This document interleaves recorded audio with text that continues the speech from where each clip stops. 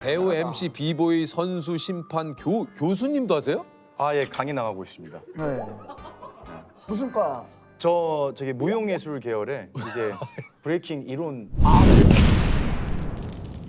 눈높이 해설과 차진 인담으로 해설의 한 획을 그은 2020년 베이징 동계올림픽 스노보드 해설위원 박재민 의원입니다.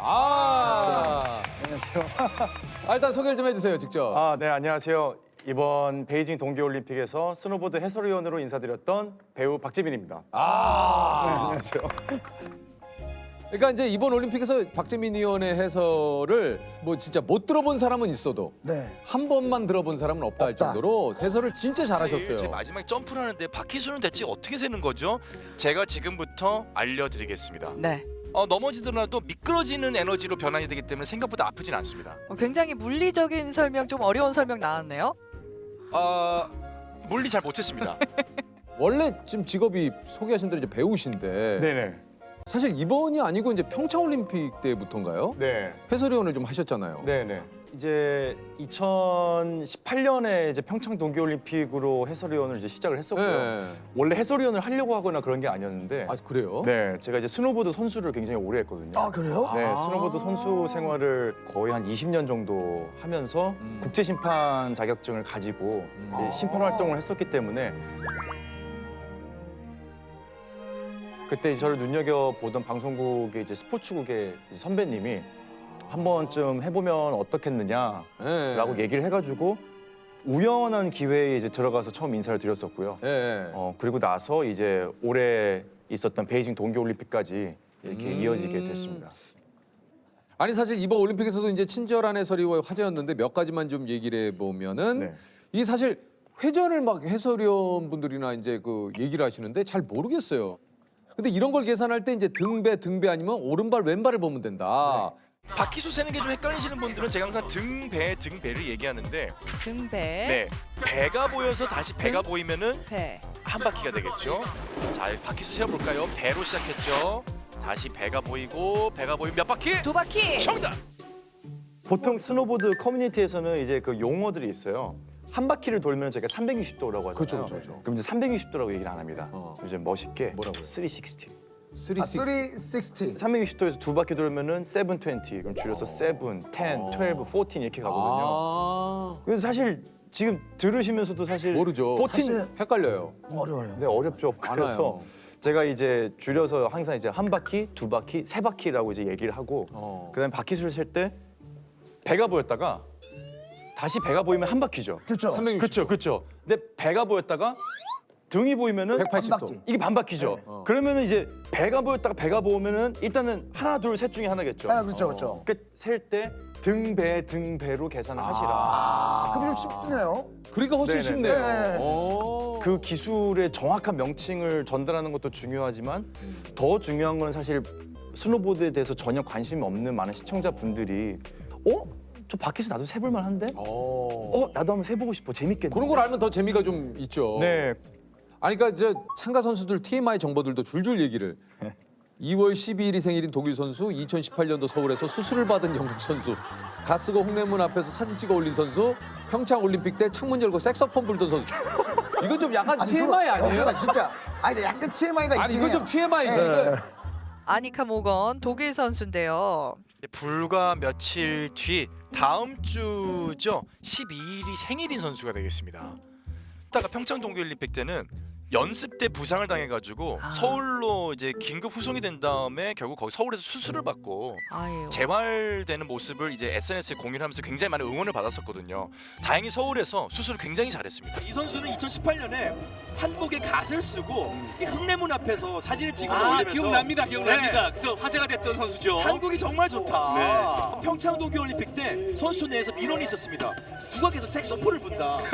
이 선수입니다. 음악을 또 사랑하는. 창문 열고 색소폰 부르던 선수 이 선수예요. 본인이 공개를 했어요. 자기였다고. 이건 뭐 서울에서 수술 받은 영국 선수는 뭐하러 얘기를? 이거 수술이 잘 돼가지고. 아 그래서. 네, 수술이 잘 됐고 그리고 실제로 이제 재활하는 모습을 SNS에 공유를 하면서 이걸 또 다 팔로우를 하셨구나. 네, 이제 본인이 수술 받았던 병원을 공개를 했어요.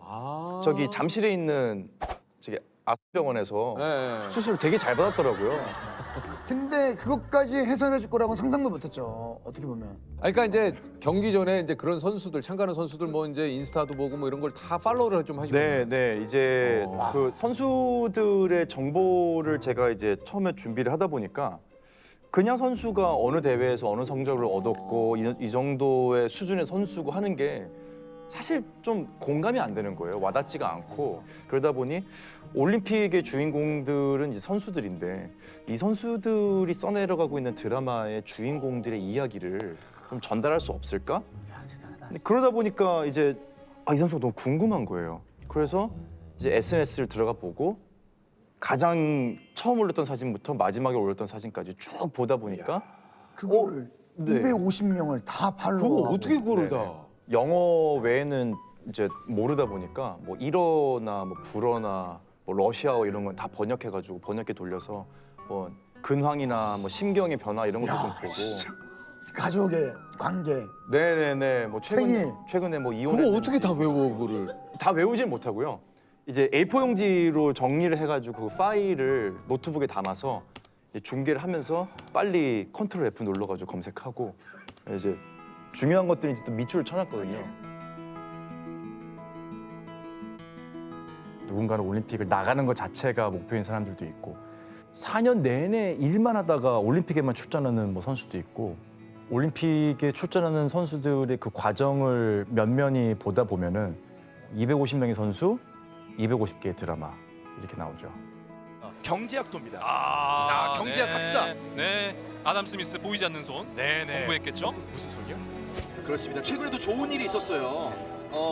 지난 9월달에 약혼녀에게 처분을 하면서 오. 결혼 소식을 또 발표를 했거든요. 네. 호프마이스터 선수 이 선수는 직업이 또 특이합니다.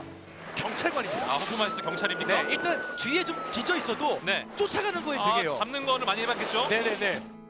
이게 이제 그 여자 평양대회전 순위 결정전에서 슬로베니아의 코트니크 선수가 네. 동메달 딴 순간 하신 말씀도 이게 좀 화제가 됐어요. 그러니까 아이를 낳으면서 경력 단절로 많은 것을 포기한 어머님들이 계시다. 늦지 않으셨다. 대한민국의 많은 어머니들이 아이를 출산하면서 이 경력 단절 혹은 내가 정말로 많은 것을 포기해야 되는 그런 부분이 있지 않습니까? 맞습니다. 이제 시작하셔도 됩니다. 할 수 있어요. 늦지 않았습니다. 아이를 낳고 은퇴를 했다가 돌아와서 올림픽이라고 하는 와, 이 무대에서 네. 동메달 본인의 커리어 최고의 무대를 10대도 아닌 20대도 아닌 지금 2022년에 만들어냈습니다. 그렇습니다. 던져주는 메시지가 뭐겠습니까? 여러분도 할 수 있습니다. 할 수 있습니다, 여러분. 늦지 않았습니다. 늦지 않았습니다. 그러니까 요게 이제 잠깐이었지만 정말 단순히 경기 결과만 얘기하는 것이 아니고 이 진짜 경기를 위해서 올림픽을 위해서 얼마나 많은 노력을 했는가를 여기 또 이런 그 얘기를 통해서 또 전달을 해주신 거죠. 글로리아 코트니크라고 하는 선수가 제가 정말 좋아하는 친구인데 이제 계속 팔로우업을 하는 선수다 보니까 중간에 한번 아이랑 찍은 사진을 올렸는데 이제 그런 글을 남겼어요. 코트니크 선수가 시합장도 그립고 경쟁도 그립고 다 그립지만 지금 이 순간에 그 무엇하고도 바꿀 수 없다. 난 돌아가지 않을 것이다. 라고 이렇게 글을 남긴 거예요. 그래서 저는 코트니크가 복귀를 하지는 않겠구나. 그래서 이제 뭐 인사도 남기고 난 너가 다시 좀 시합장에 왔으면 좋겠는데 그래도 응원한다 이런 뭐 글도 남기고 했었는데 왔는데 3위를 한 거예요. 그러니까 본인의 인생의 최대의 업적을 코트니크 선수가 그 동메달을 딱 따고 나서 눈물 흘리는데 저도 막 눈물이 막 그렇죠. 그럴 수 그럭그럭 있죠. 차는 거예요. 네. 자, 코트닉 선수 우리 저도 지금 눈물 나네요. 지금 예. 많이들 이제 출산하고 나면은 좀 그렇게 도전을 하는 경우가 굉장히 어렵다고 생각을 하거든요. 근데 저도 이제 아기를 이제 육아를 제가 하고 있어요. 이제 처가 좀 바빠서 이제 육아를 제가 하다 보니까 아침에부터 저녁에 잠들 때까지 하루 종일 붙어서 아이를 바라보고 있으면 너무 행복하지만 너무 힘들거든요. 근데 저는 그래도 프리랜서라서 괜찮은데 와 이게 휴직을 했다가 복귀를 하려고 하는데 그마저도 사실 어떤 눈치와 이런 것들하고 또 맞닥뜨려야 하는 엄마들을 생각을 했을 때 용기를 주고 싶다는 생각이 좀 들었죠. 네. 아니 그저 우리 평창 올림픽 때 은메달을 딴 우리나라 그 배추보이 이상호 선수가 네네네. 이번 올림픽에서 0.01초 차이. 네. 진짜 이게 진짜 월드컵 때도 그렇고 이상호 선수가 너무 성적이 좋아가지고 네네네네. 네네네. 사실 좀 기대를 좀 많이 했었거든요. 8강전 출발합니다. 스타트 좋아요. 아까 저번 16강보다 스타트 좋았어요 지금. 이상호 레드 코스. 이상호 라인 좋습니다 지금. 공격적으로 가고 있어요. 자신감이 있어요. 이상호. 자, 앞서가죠. 이상호! 자, 이상호 마지막 이상호! 마무리. 이상호! 자, 이길 수 있어. 이상호. 이상호!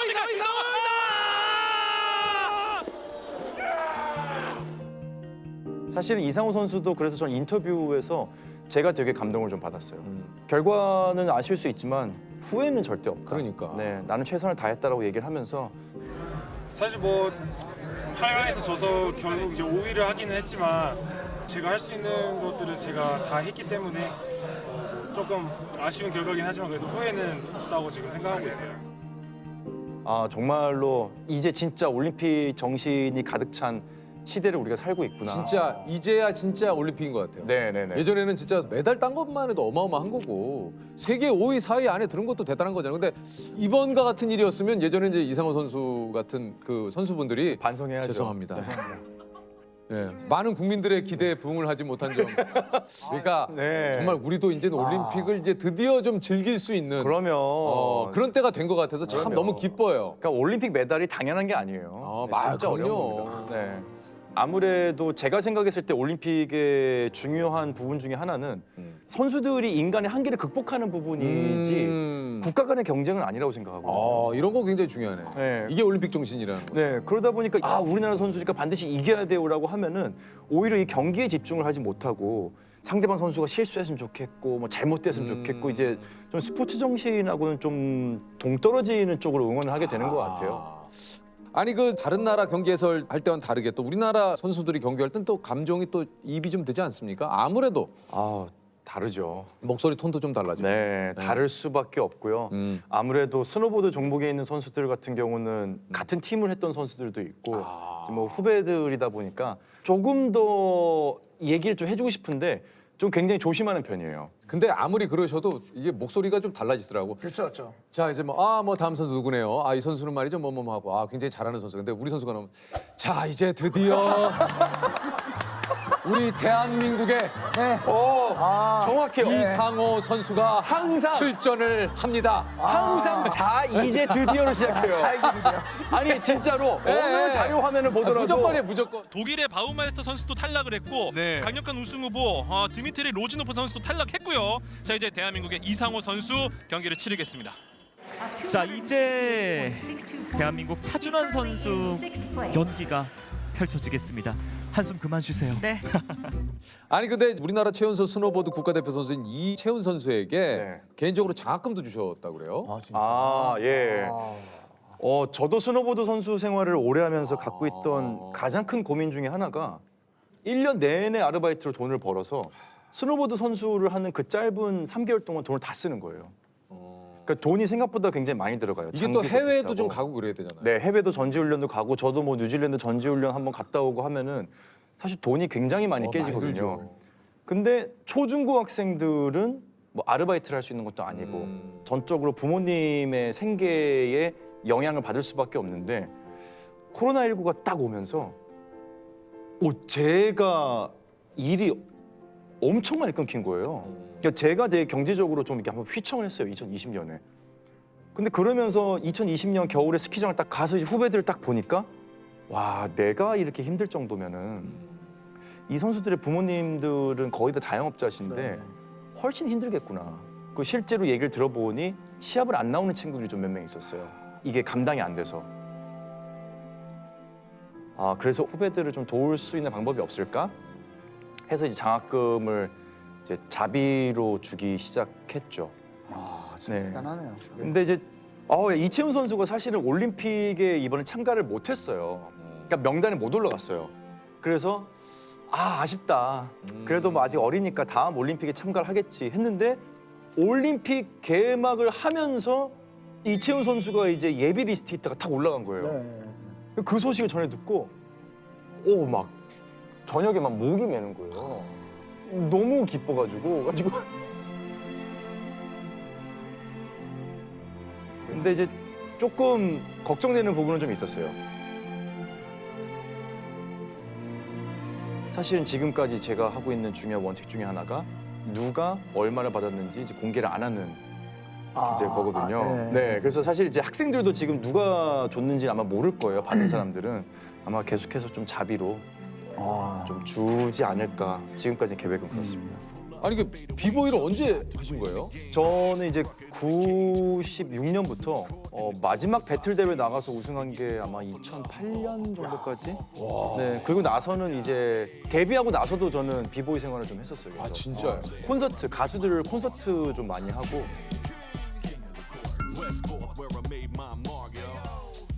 아마 열정으로 따지면은 이기기 쉽지 않을 거예요. 또 길거리 농구도 하고.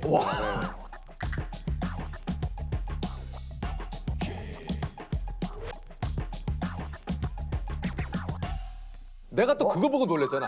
알라스카에 사실 우리 예능인으로서 가본 사람이 많지가 않아요. TV를 보는데 대단해. 안녕하십니까 박재민입니다. 알라스카에 가 네, 영하 70도 되는 마을 가가지고 거기서 또 물 이거 뿌리고 있더라고. 영하 53.3도 말도 안 돼. 뜨거운 물이 순식간에 얼음이 되고 들어가. 아니 지금도 혹시 조금 비보이 조금 이게 보여주실 수 있나요? 지금요? 네. 살짝 야. 오랜만에. 비보이 이것도 음악도 그냥 네. 음악 안 하잖아요. 저 빠밤빰빰빰빰빰. 와, 진짜 오랜만인데? 무리하지 마시고. 네네네네. 이런 거. 헤이. 헤이.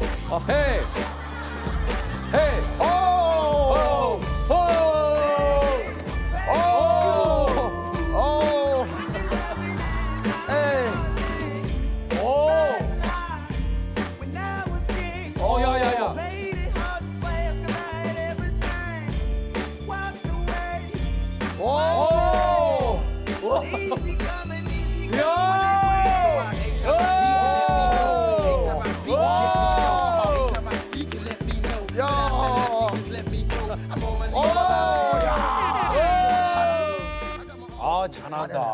잘한다.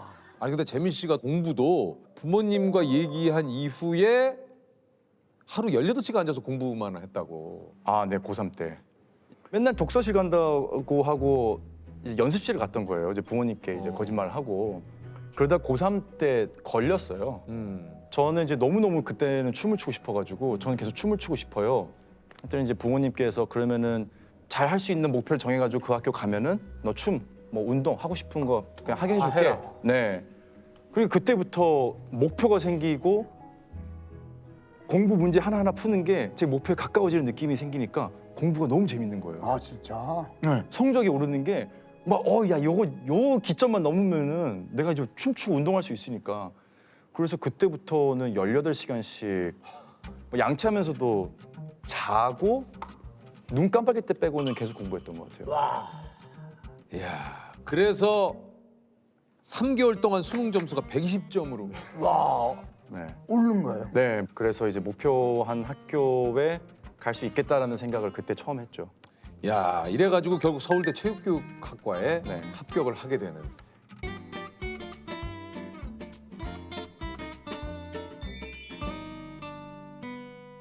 아니 재민 씨가 가끔은 뭐 드라마에도 나오시고, 뭐 갑자기 뭐 MC를 보시고, 그렇죠. 또 어디 뭐 예능 프로그램도 나오시고, 뭐 해외 가는 프로그램에 갑자기 뭐 또 가 계시고, 이거 올림픽이 되니까 또 해설위원. 그러니까 이게 보세요. 배우, MC, 비보이, 선수, 심판, 교수님도 하세요? 아, 예, 강의 나가고 있습니다. 네. 무슨 과?